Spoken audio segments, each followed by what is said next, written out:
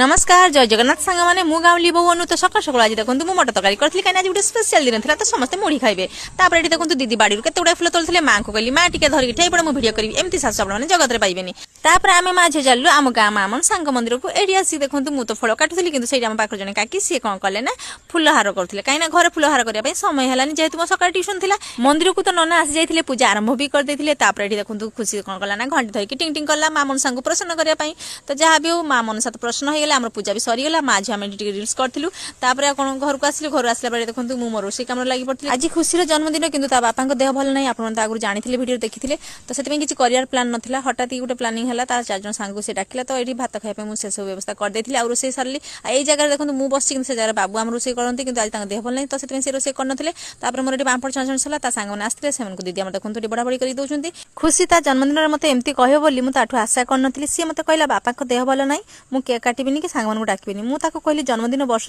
थे आसी खुशी कथा डाके।